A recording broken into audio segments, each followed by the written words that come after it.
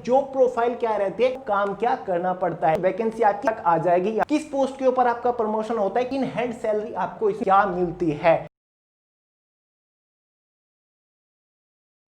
नमस्कार दोस्तों, जय हिंद। स्वागत है आपका आपके अपने चैनल वे टू सक्सेस पर। और आज इस वीडियो में पूरी डिटेल के साथ बात करने वाली है एसएससी एमटीएस रिक्रूटमेंट के बारे में, यानी कि जो मल्टीटास्किंग स्टाफ की पोस्ट के ऊपर हर साल एसएससी के थ्रू वैकेंसी निकलती है। सबसे बड़ा डाउट तो यही बना हुआ है कि 2 जून 2020 को एसएससी के ऑफिशियल एग्जाम कैलेंडर के अकॉर्डिंग इसकी वैकेंसी आने वाली थी, लेकिन ऑनलाइन फॉर्म स्टार्ट नहीं हुए। तो काफी सारे लोग यही पूछ रहे हैं कि वैकेंसी आखिर कब तक आएगी, इसके ऑनलाइन फॉर्म कब तक स्टार्ट होंगे। तो फ्रेंड्स, ये डाउट तो मैं आपका क्लियर करूंगा ही, उसके साथ साथ इस वैकेंसी के रिगार्डिंग मैं आपकी सभी डाउट क्लियर करने वाला हूं। इस वैकेंसी के बारे में A to Z आपको सभी डिटेल देने वाला हूं, जैसे कि इसका कंप्लीट सिलेक्शन प्रोसीजर क्या रहता है, इसका eligibility criteria, exam pattern, exam syllabus, cut off आपकी क्या रहती है, जॉब प्रोफाइल क्या रहती है, यानी कि आपको काम क्या करना पड़ता है, साथ ही जॉब लोकेशन क्या रहती है, किस डिपार्टमेंट के अंदर आपकी पोस्टिंग होती है, प्रमोशंस के कितने चांस होती हैं, किस पोस्ट के ऊपर आपका प्रमोशन होता है, कितनी साल के बाद आपका प्रमोशन होता है, इन हैंड सैलरी आपको इसमें क्या मिलती है, इसके एग्जाम का लेवल कैसा रहता है, क्या एक नॉर्मल कैंडिडेट इसके एग्जाम को क्रैक कर पाएगा, सिलेक्शन ले पाएगा। तो ये सभी चीजें इस वीडियो में हम पूरी डिटेल के साथ डिस्कस करने वाले हैं। तो फ्रेंड्स, अगर आप इस वैकेंसी को लेकर इतने से भी इंटरेस्टेड हैं तो इस वीडियो को जरूर देख लेना ध्यान से, आपके सभी डाउट और आपका माइंड एकदम क्लियर हो जाएगा। तो चलिए फटाफट वीडियो शुरू करते हैं। फ्रेंड्स, एसएससी एमटीएस ये एक ग्रुप सी की पोस्ट है। ऑल इंडिया के अंदर ये वैकेंसी हर साल निकलती है। मेल और फीमेल दोनों ही कैटेगरी कैंडिडेट इस वैकेंसी के लिए फॉर्म अप्लाई कर सकते हैं। हर साल इसके अंदर टोटल नंबर ऑफ वैकेंसी 8000 के आसपास निकलती हैं। बात करते हैं कि 2020 के अंदर ये वैकेंसी कब तक आ सकती है। देखिए फ्रेंड्स, एसएससी के ऑफिशियल एग्जाम कैलेंडर के अकॉर्डिंग 2 जून को इसके ऑनलाइन फॉर्म आने वाले थे, लेकिन वैकेंसी नहीं आई। सिचुएशन के बारे में तो आप जानते हैं। इसी वजह से काफी सारे लोग पूछ रहे कि क्या ये वैकेंसी इस साल के लिए पोस्टपोन हो गई है, क्या वैकेंसी इस साल नहीं आएगी। फ्रेंड्स, ऐसा बिल्कुल भी नहीं है, क्योंकि 1 जून को एसएससी ने अपने एग्जाम्स की नई डेट जारी की है, जैसे कि एसएससी सीपीओ, सीएचएसएल या फिर सीजीएल या फिर एसएससी स्टेनोग्राफर की। लेकिन उन एग्जाम डेट में एसएससी एमटीएस के बारे में कोई भी डिटेल नहीं दी गई है, ना ही एग्जाम की नई डेट जारी की है। लेकिन अगर हम एसएससी का ऑफिशियल एग्जाम कैलेंडर देखें, उसमें ऑनलाइन फॉर्म स्टार्ट होने की डेट तो 2 जून है, लेकिन आपने देखा होगा जो एग्जाम होने की डेट है वो 26 अक्टूबर 2020 दी हुई है। इसी वजह से इन नई डेट्स में एसएससी का कोई भी जिक्र नहीं किया गया है। अगर एसएससी एमटीएस की वैकेंसी 1 महीने से ज्यादा दिन के लिए पोस्टपोन की जाती तो इन नई डेट्स में एसएससी एमटीएस की एग्जाम की नई डेट डेफिनेटली होती। हाँ, एसएससी एमटीएस की वैकेंसी थोड़े दिन के लिए भले ही पोस्टपोन की गई है, आज से 15-20 दिन या फिर ज्यादा से ज्यादा 1 महीने बाद इसके ऑनलाइन फॉर्म आ जाएंगे, पूरे चांसेस है। इसी वजह से इसकी नई डेट के बारे में कोई भी डिटेल नहीं दी। ऐसा कई बार हुआ है कि एसएससी की वैकेंसी आने में 1 महीना लेट हो गई, लेकिन एग्जाम की डेट वहीं पर रखी हुई थी। जनवरी में एक वैकेंसी आने वाली थी, 17 जनवरी में एसएससी सिलेक्शन पोस्ट फेज 8 की वैकेंसी आने वाली थी, लेकिन वो 1 महीना पोस्टपोन कर दी गई। फिर वो 20 फरवरी के आसपास उसके ऑनलाइन फॉर्म स्टार्ट किए गए, लेकिन उसकी एग्जाम डेट वहीं पर रही थी।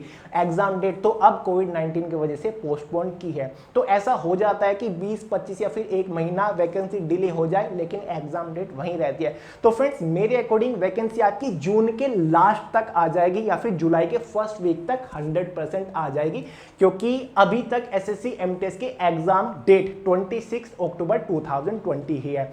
और एसएससी सीपीओ की तो आपने देखी होगी, ये वैकेंसी अप्रैल में आने वाली थी, इसलिए इसकी एग्जाम डेट को बढ़ा दिया गया है। इसका एग्जाम 29 सितंबर से होने वाला है, इसलिए इससे यह भी पता चल जाता है कि एसएससी सीपीओ की वैकेंसी भी जून के लास्ट या फिर जुलाई के फर्स्ट वीक तक आ जाएगी।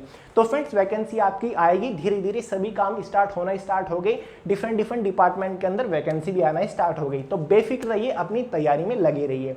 तो फ्रेंड्स, ये तो हो गई डेट्स के बारे में बात करते हैं फॉर्म फीस के बारे में। जनरल ओबीसी कैटेगरी के लिए 100 रुपए फॉर्म फीस रहते हैं। एसटी एससी कैटेगरी के लिए कोई भी फॉर्म फीस इसमें नहीं रखा जाता। बात करते हैं इसके एलिजिबिलिटी क्राइटेरिया के बारे में, जिसमें सबसे पहले इसकी एज लिमिट को देखते हैं। फ्रेंड्स, एसएससी एमटेस की वैकेंसी दो एज ग्रुप में डिवाइड होती है, जिसमें से एक एज ग्रुप होता है 18 टू 25 ईयर, ये जनरल कैटेगरी वालों के लिए है। दूसरा एज ग्रुप है 18 टू 27 ईयर, ये भी जनरल कैटेगरी वालों के लिए है। दोनों एज ग्रुप में एसटी, एससी, ओबीसी तीनों ही कैटेगरी को प्रॉपर एज रिलैक्सेशन मिल जाता है। ओबीसी वालों के लिए 3 ईयर एज रिलैक्सेशन होता है, एसटी, एससी के लिए 5 ईयर एज रिलैक्सेशन होता है। फ्रेंड, दोनों ही एज ग्रुप की जो कट ऑफ होती है वो डिफरेंट होती है। 18 से 27 वालों की कट ऑफ अलग होती है, 18 से 25 वालों की कट ऑफ अलग होती है। अब ये क्या फंडा है वो मैं आपको आगे बताऊंगा जब कट ऑफ के बारे में डिस्कस करेंगे। अब बात यहां पर भी आती है कि इस बार इसकी एज कब तक कैलकुलेट हो सकती है। फ्रेंड्स, मेरे अकॉर्डिंग इसकी एज जो कैलकुलेट होगी वो 1 अगस्त 2020 तक हो सकती है। बाकी जब नोटिफिकेशन आएगा तब कंफर्म हो जाएगा, लेकिन 99% चांसेस है कि एज एज ऑन 1 अगस्त 2020 रहे। बात करते हैं एजुकेशन क्वालिफिकेशन के बारे में। तो फ्रेंड्स, अगर आपने 10th पास किया है तो आप इस वैकेंसी के लिए फॉर्म अप्लाई कर सकते हैं। जिन लोगों ने 12th, ग्रेजुएशन या फिर ITI किया है उनको इसमें थोड़ा सा बेनिफिट मिल जाता है, प्रमोशन में, डिपार्टमेंट में और सैलरी में थोड़ा बेनिफिट मिलता है, उसके बारे में आपको आगे बताऊंगा। लेकिन मिनिमम एजुकेशन क्वालिफिकेशन केवल 10th पास इसमें मांगी जाती है। फाइनली बात करें कि इसका सिलेक्शन प्रोसीजर क्या होता है। Friends, selection procedure basically 2 stage के ऊपर टिका हुआ है, जिसमें से फर्स्ट स्टेज है आपकी कंप्यूटर बेस्ड टेस्ट, यानी कि एक ऑनलाइन टेस्ट होता है जो कि 100 मार्क्स का 100 क्वेश्चन का होता है। सेकंड स्टेज आपका डिस्क्रिप्टिव पेपर होता है, जिसमें लेटर या फिर ऐसे आपको लिखना होता है, 50 मार्क्स का होता है, आगे मैं आपको बताऊंगा। तो चलिए डिटेल से बात करते हैं।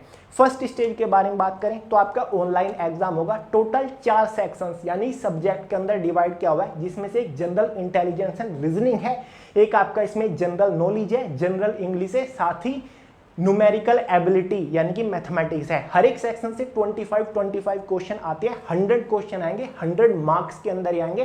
90 मिनट क्वेश्चन पेपर की टाइम ड्यूरेशन रहती है। 0.25 आपके एग्जाम में नेगेटिव मार्किंग रखी जाती है। तो फ्रेंड्स, इसका जो कंप्लीट सिलेबस है, अगर मैं आपको यहाँ पर बताने लग गया तो वीडियो बहुत लंबी हो जाएगी।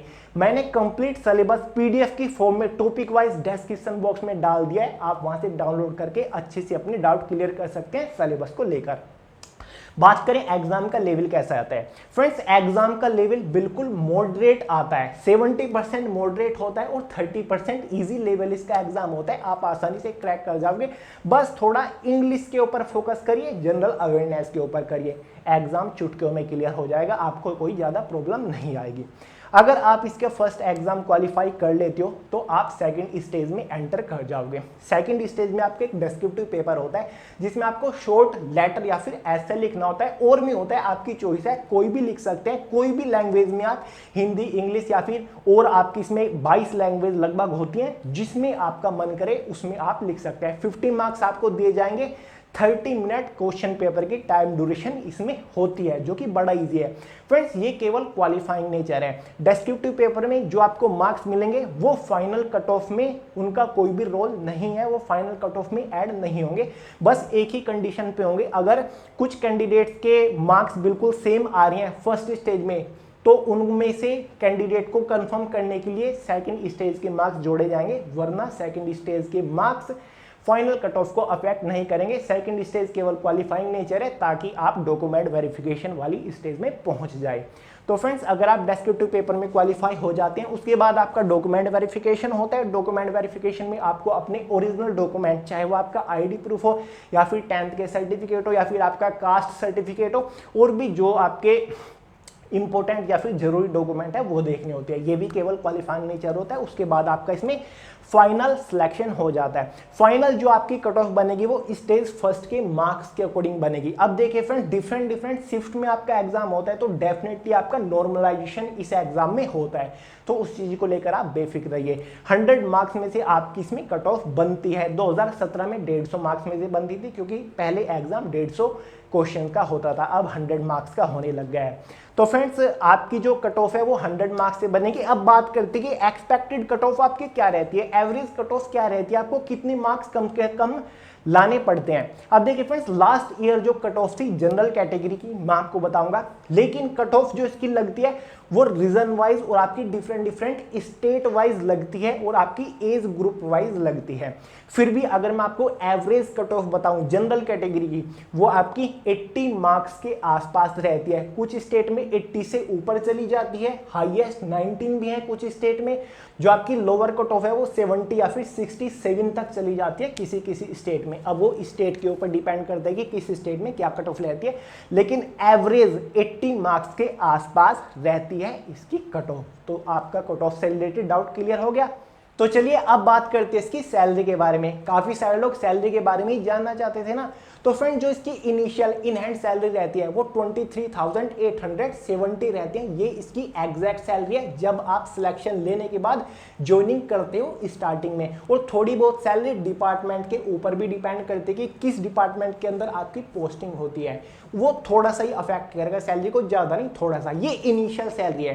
टाइम के साथ साथ आप काम करते जाओगे, आपकी प्रोग्रेस होती जाएगी, सैलरी आपकी बढ़ती चली जाएगी। काफी अच्छी सैलरी इसमें हो जाती है। कुछ समय बाद ग्रुप सी की ये पोस्ट है, इसलिए मैं आपको बता रहा हूँ। प्रमोशंस के बारे में मैं आपको आगे बताऊंगा, लेकिन उससे पहले बात कर लेते हैं कि किस स्टेट में आपकी पोस्टिंग हो सकती है या फिर कौन सा डिपार्टमेंट आपको मिल सकता है।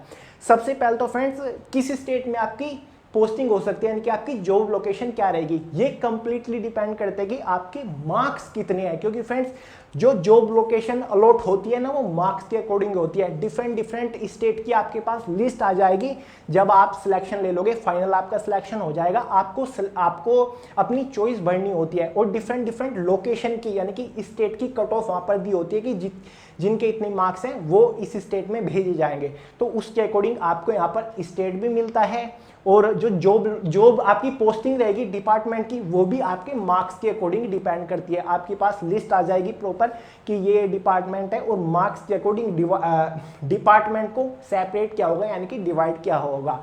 अब फ्रेंड्स, इसमें डिपार्टमेंट कौन कौन से होते हैं। फ्रेंड्स, पुलिस डिपार्टमेंट को छोड़ के सेंट्रल लेवल के और सभी डिपार्टमेंट ऑलमोस्ट इसके अंदर होते हैं। तो ये आपके लिए काफी होगा, लेकिन डिपार्टमेंट आपको कौन सा लेना है वो आपके मार्क्स डिसाइड करेंगे। इसलिए जब भी आप इस वैकेंसी के लिए फॉर्म अप्लाई करो या फिर तैयारी करो, ये सोच के तैयारी करो कि मुझे हाईएस्ट से हाईएस्ट मार्क्स स्कोर करने हैं। तो इस बात का ध्यान रखिएगा। तो फ्रेंड्स, फाइनली बात करते हैं कि इसकी जॉब प्रोफाइल क्या रहती है। काफी सारे लोग इसी चीज को लेकर डाउट में रहते हैं और काफी सारे लोग को मिथ है, ये एक मिथ चली हुई है कि ग्रुप सी की पोस्ट के ऊपर पियोन बनते हैं, इसके बाद क्या क्या पता नहीं क्या क्या चला हुआ है।